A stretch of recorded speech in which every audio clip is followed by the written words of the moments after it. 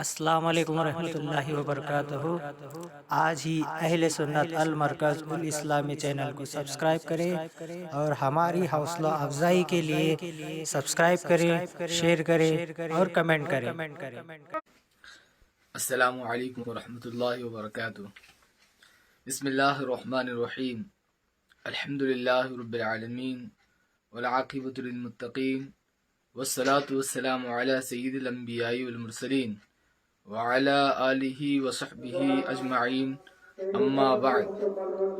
فقد قال اللہ تبارک وتعالی فی القرآن الکریم: اعوذ باللہ من الشیطان الرجیم، بسم اللہ الرحمن الرحیم۔ یا ایہا الذین آمنوا کتب علیکم الصیام کما کتب علی الذین من قبلکم لعلکم تتقون۔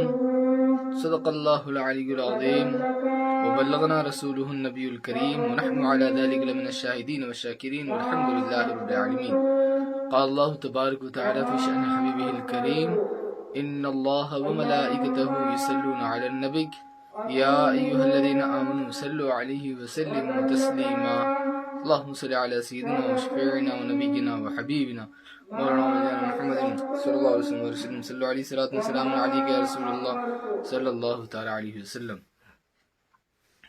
معزز سامعین و ناظرین، الحمدللہ، اللہ تبارک و تعالیٰ کا بے انتہا شکر احسان ہے کہ اللہ تبارک و تعالیٰ نے محض اپنے فضل و کرم سے اور حضور نبی اکرم صلی اللہ تعالیٰ علیہ وسلم کے صدقے ہم تمام کو ماہ رمضان مبارک کے 13ویں روزے کی سحری کی توفیق عطا فرمائے۔ اللہ تبارک و تعالیٰ سے دعا ہے کہ مولا تبارک و تعالیٰ ہم سبوں کے آج کے اس روزے کو اپنی بارگاہ میں قبول فرما اور ہم تمام کو آج کے اس روزے میں زیادہ سے زیادہ نیکیاں کرنے کی توفیق عطا فرما اور ہم تمام کی گناہوں سے حفاظت فرما، برائیوں سے ہم تمام کی حفاظت فرما اور ہم تمام کو نیک اعمال کی توفیق عطا فرما، آمین۔ اللہ تبارک و تعالیٰ قرآن پاک میں ارشاد فرماتا ہے: یا ایہا الذین آمنوا کتب علیکم الصیام، اے ایمان والو تم پر رمضان کے روزے فرض قرار دیے گئے، کما کتب علی الذین من قبلکم، جیسا کہ تم سے اگلوں پر روزے فرض تھے، لعلکم تتقون، تاکہ تم متقی اور پرہیزگار بن جاؤ۔ اللہ تبارک و تعالیٰ کی بڑی مہربانی ہے کہ اللہ تبارک و تعالیٰ نے ہم تمام کو رمضان مبارک کا مہینہ نصیب فرمایا اور اس میں روزے رکھنے کی توفیق عطا فرمائی، سحر و افطار جیسی نعمتیں ہمیں عطا فرمائی۔ اللہ تبارک و تعالیٰ ہم تمام پر اسی طرح کرم فرماتا رہے اور ہمیں رمضان مبارک کے مکمل روزے کرنے کی توفیق عطا فرمائے۔ معزز ناظرین و سامعین، ہمارا سلسلہ کلام توبہ کے تعلق سے جاری و ساری ہے۔ انسان ہر وقت اللہ تبارک و تعالیٰ کی بارگاہ میں توبہ کرتے رہنا چاہیے۔ ہر نماز کے بعد اللہ تبارک و تعالیٰ کی بارگاہ میں توبہ کرتا رہے، معافی مانگتا رہے کہ الہی تو ہماری بخشش فرما، الہی تو ہماری مغفرت فرما۔ کسی آن بھی بندہ اللہ تبارک و تعالیٰ سے غافل نہ رہے، ہر آن رب تبارک و تعالیٰ کی رحمت کی جستجو میں رہے، اللہ تبارک و تعالیٰ کی رضامندی کی جستجو میں رہے۔ رب تبارک و تعالیٰ کس طرح خوش ہو، اللہ تبارک و تعالیٰ کو میں کیسے خوش کروں، میں کن اعمال کے ذریعے اللہ کا قرب حاصل کروں۔ بندے کے اندر یہ تلاش و جستجو ہو، یہ تڑپ ہو، جب بندے کے اندر اس قسم کی تلاش اور جستجو ہوتی ہے تو وہ بندہ واقعی ایک نہ ایک دن اللہ تبارک و تعالیٰ کے قرب میں لے جانے والے اعمال کو کرتا ہے اور اس کے بعد اللہ تبارک و تعالیٰ اس بندے کو اپنا قرب بھی عطا فرماتا ہے۔ ان تمام اعمال میں توبہ ایک ایسا عمل ہے کہ بندہ اس کے ذریعے سے اللہ تبارک و تعالیٰ کا واقعی قرب حاصل کرتا ہے۔ بندے کے اندر اپنے واسطے کسی قسم کا اچھا خیال نہیں ہوتا۔ جب بندہ توبہ کرتا ہے تو یہی سوچ کر کرتا ہے کہ میرے اندر جو کچھ کمیاں ہیں، میرے اندر جو کچھ خامیاں ہیں، میرے اندر جو کچھ خرابیاں ہیں، الہی تو ان خرابیوں کو معاف کر دے، تو ان خرابیوں کو میرے اندر سے ختم کر دے، تو ان گناہوں کو میرے اندر سے جو گناہ ہیں اسے تو ختم کر دے، تو میرے گناہوں کو معاف کر دے، تو میرے غلطیوں کو معاف کر دے، تو میرے غفلت کے اوقات جو گزر رہے ہیں ان اوقات کو معاف کر دے، جن اوقات میں مجھ سے غفلت ہوئی ہے یا جن اوقات میں مجھ سے غلطیاں ہوئی ہیں، گناہ ہوئے ہیں۔ بندہ ہمہ وقت اللہ تبارک و تعالیٰ کی بارگاہ میں اس خیال سے اگر رہے گا تو دوستو اور بزرگوں، اللہ تبارک و تعالیٰ کی بارگاہ میں واقعی اسے قرب حاصل رہے گا۔ بڑے بڑے بزرگان دین، ایک عارف کی حکایت ہے، فرماتے ہیں کہ ان کی عادت تھی، وہ یہ ہمیشہ یہ مناجات کیا کرتے تھے، یہ دعا کیا کرتے تھے کہ الہی میں تجھ سے یہی چاہتا ہوں کہ مجھے ایسی جگہ موت عطا فرما جہاں کوئی مجھے نہ پہچانتا ہو۔ ہمیشہ ان کی یہ دعا ہوتی کہ الہی مجھے تو ایسی جگہ موت عطا فرما خداوندا جہاں مجھے کوئی نہ پہچانتا ہو، میں ایسی جگہ مروں۔ لوگ ان سے اس قسم کی مناجات کے تعلق سے پوچھتے ہیں کہ اے بزرگ محترم، کیا بات ہے کہ آپ کی دعا کا انداز ہی کچھ الگ ہے، آپ ہمیشہ اس طرح کیوں کہتے ہیں کہ الہی تو مجھے ایسی جگہ موت عطا فرما جہاں کوئی مجھے نہ پہچانتا ہو؟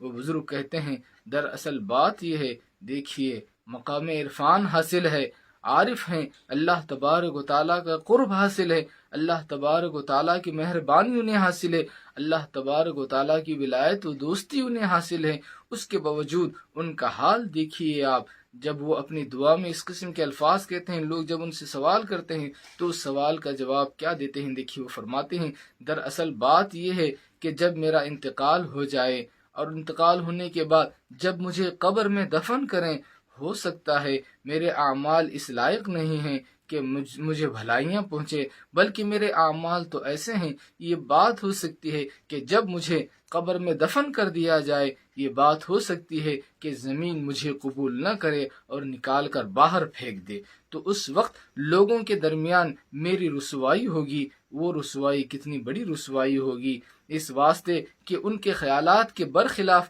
میرا معاملہ ان کے سامنے رہے گا۔ وہ میرے تعلق سے اچھا گمان کرتے ہیں، لیکن میرا حال تو مجھ پر آیا ہے، میرا حال تو میں جانتا ہوں، میرے اعمال کو میں جانتا ہوں، میری غفلت کو میں جانتا ہوں، لہٰذا میں یہ سمجھتا ہوں کہ کہیں زمین مجھے قبول نہ کرے اور نکال کر باہر پھینک دے تو یہ میری ان کے سامنے رسوائی نہ ہو جائے۔ اللہ اکبر۔ دوستو اور بزرگوں، آپ سمجھیے، آپ سوچئے کہ مقام عرفان میں رہنے کے باوجود، خدا کے قرب میں رہنے کے باوجود خوف اس قدر غالب ہے ان پر کہ جو ہے اپنی موت کے تعلق سے دعائیں کرتے ہیں کہ خدایا کبھی مجھے اپنوں میں موت نہ دے، بلکہ مجھے ایسی جگہ موت دے جہاں مجھے کوئی نہ پہچانتا ہو۔ دوستو اور بزرگوں، یہ مقام خوف ہے۔ مقام خوف کی جب بات آتی ہے تو حضرت جبرائیل و میکائیل، ایک روایت میں آتا ہے حضرت جبرائیل و میکائیل جب انہوں نے ابلیس کا حال دیکھا، ابلیس پر پھٹکار دیکھی تو خوب روتے رہے، مدتوں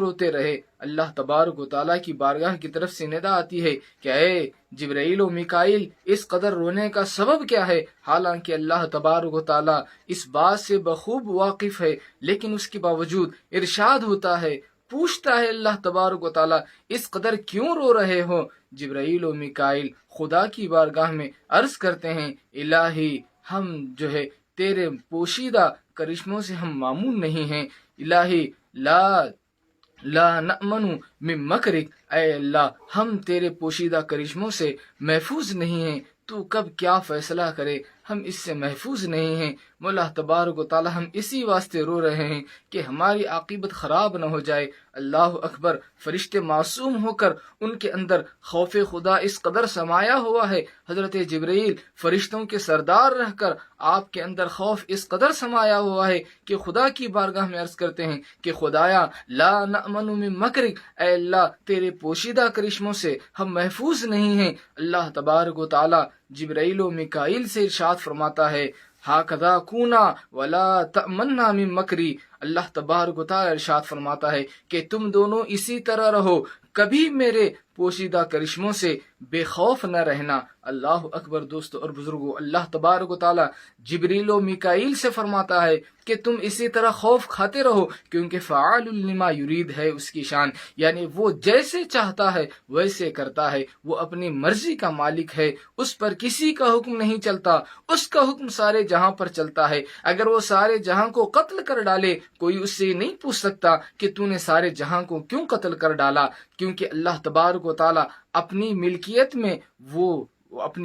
میں جیسے چاہے تصرف کرے۔ اللہ تبارک و تعالیٰ کی مرضی ہے، فعال لما یرید، وہ جیسے چاہتا ہے ویسے کرتا ہے۔ دوستو اور بزرگوں، ہمیں ہر وقت اس کی بارگاہ میں خوف زدہ ہونا چاہیے کہ کہیں کوئی ایسا کام مجھ سے سرزد نہ ہو جائے جس سے اللہ تبارک و تعالیٰ ناراض ہوتا ہو، جس سے اللہ تبارک و تعالیٰ ہم سے ناراض ہوتا ہو۔ کبھی ایسا کوئی کام نہ ہو، ہم اس بات کی پوری کوشش کیا کریں، ہم اس بات کا پورا خیال رکھا کریں، ہم اپنے اعمال پر نظر رکھا کریں کہ کہیں کوئی میرا کام ایسا تو نہیں جس سے میرا خدا ناراض ہوتا ہو، کہیں مجھ سے ایسا معاملہ تو نہیں ہوا جس سے اللہ تبارک و تعالیٰ ناراض ہوتا ہو۔ اس بات کا پورا خیال رکھنے کی کوشش کریں